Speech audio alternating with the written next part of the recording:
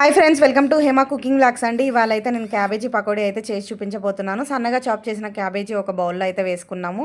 2 onions అయితే సన్నగా chop చేసినవి, కొంచెం కరివేపాకు, 4-5 పచ్చిమిర్చి అయితే సన్నగా చాప్ చేసినవి వేసేసుకుందాము. కొంచెం కొత్తిమీర అయితే వేసేసుకోవాలి. జింజర్ గార్లిక్ పేస్ట్ అయితే 1 టీ స్పూన్ అయితే యాడ్ చేసుకుందాము. 1/2 టీ స్పూన్ అయితే కారం యాడ్ చేసుకుందాము. 1 టీ స్పూన్ అయితే వాము యాడ్ చేసుకోవాలి. 1/2 టీ స్పూన్ జీలకర్ర అయితే యాడ్ చేసుకుందాము.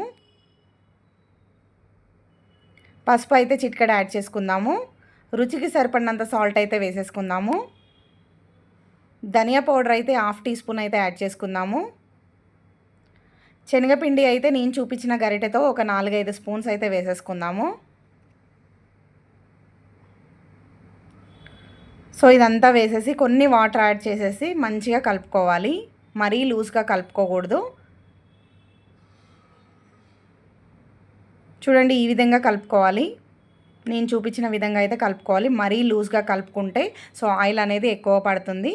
ఇప్పుడైతే 1/2 టీ స్పూన్ అయితే వేసేసుకున్నామండి. వేసేసుకొని మంచిగా కలుపుకొని పక్కనైతే పెట్టేసుకుందాము. ఈ విధంగా కలుపుకొని ఆ తర్వాత స్టవ్ ఆన్ చేసి కళాయి పెట్టుకొని సో ఆయిల్ అయితే హీట్ చేసుకుందామండి. ఆయిల్ అయితే హీట్ అయిపోయింది. సో ఈ విధంగా అయితే మనం పకోడీ అయితే వేసేసుకుందాము. ఒకే దగ్గర వేయకుండా ఇలా వేసేసుకుంటే మంచిగా క్రిస్పీగా అవుతాయండి. సో మరీ హై ఫ్లేమ్లో పెట్టొద్దు, మరీ లో ఫ్లేమ్లో పెట్టకుండా మీడియం ఫ్లేమ్లో పెట్టేసి మంచిగా గోల్డెన్ కలర్ వచ్చేంత వరకు అయితే వేయించుకోవాలి. చూడండి, ఈ విధంగా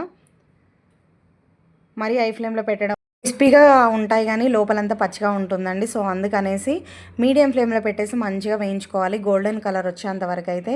సో క్యాబేజీ తినని వాళ్ళు కూడా తినేస్తారండి ఇలా చేసి పెడితే. చాలా బాగుంటాయి టేస్టీగా. సో సైడ్ డిష్గా బాగుంటాయి, మనం ఈవినింగ్ స్నాక్స్లో తిన్నా చాలా చాలా బాగుంటాయి. సో గోల్డెన్ కలర్ అయితే వచ్చేసాయి కదండి. ఇప్పుడైతే సర్వింగ్ బౌల్లోకి అయితే తీసుకుందాం. ఎంతో రుచికరమైన క్యాబేజీ పకోడీ అయితే రెడీ అయిపోయింది ఫ్రెండ్స్.